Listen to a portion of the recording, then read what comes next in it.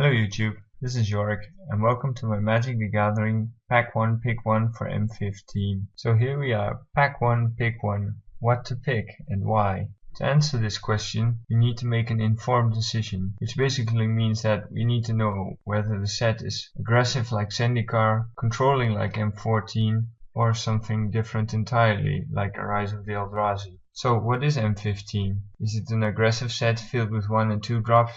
Getting in the red zone on turn 2 and 3? Is it a mid-range format where the 4 and 5 drops dominate, or do cards like Stormtide Leviathan or In Garruk's Wake dominate the format?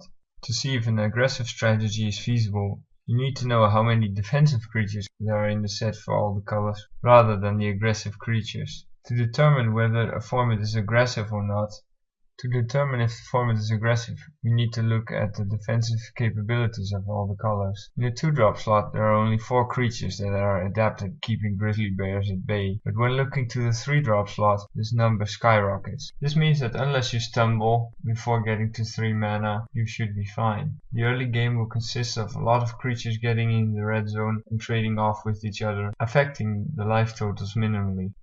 For a format like Zendikar to be viable, the sets need to be very aggressive, and white, the seemingly most aggressive color, is clearly lacking in 1-drops to support its massive number of 2-drops. And once it gets to the 3-drops, it just gets worse and worse. Blue, as many people have said, is very much divided on offense and defense, and while it has a great number of 3-drops, they are so clearly either aggressive or defensive cards that they do not match well together. Then there's black. While it seems okay, having only 3 playable 2-drops, and that is including Black Cat, mind you, it means it has a large deficit of 2-drop creatures. Red and green, on the other hand, seem to be doing fine. While lacking in the 3-drop slot, they have their ways to skip the curve with Elvish Mystic and Generator Servant. The artifacts are of little help, as you can see the actual number of playable cards is very low in the set. When looking to the mid-game, white only has 4 playable cards, which is just far too few to make it a valid late game deck on its own. Blue, once again, very divided on attacking and control strategies. Black, on the other hand, seems to be a lot deeper, but it needs help in the 2-drop slots. This is something white has an abundance of, so they seem to match well together. Then there's red and green. As you can see, they have a massive amount of playable mid-range to late game cards, and also the 1 and 2 drops are of the highest quality in the format, making this color combination a very potent mix indeed. When you look at the format divided by 2 color archetypes, there are about 20 archetypes, but only 3 of them are considered to be tier 1. First being green-red mid-range beatdown. The cornerstone of this deck is really the Curd Chieftain and the Elvish Mystic. While obviously not as powerful as something like the Soul of Theros,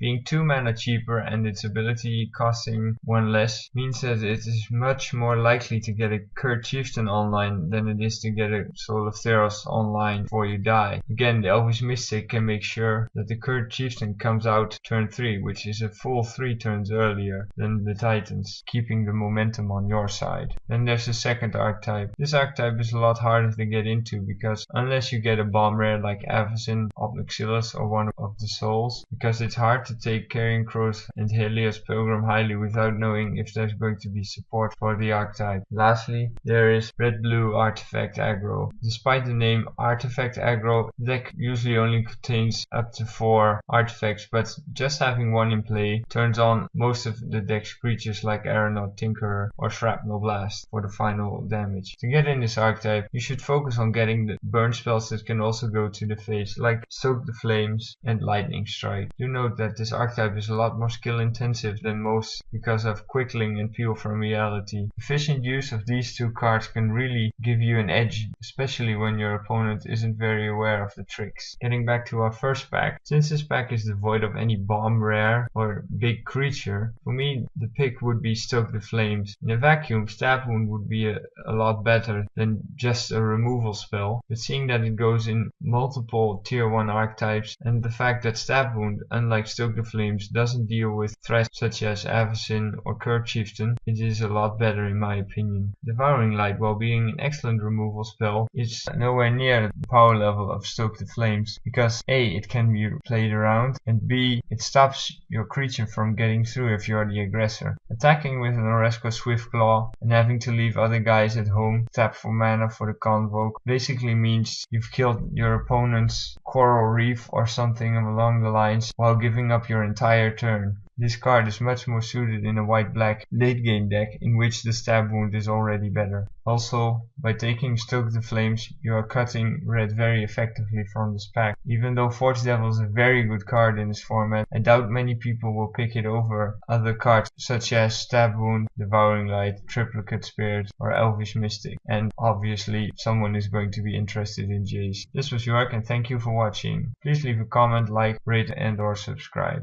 Bye.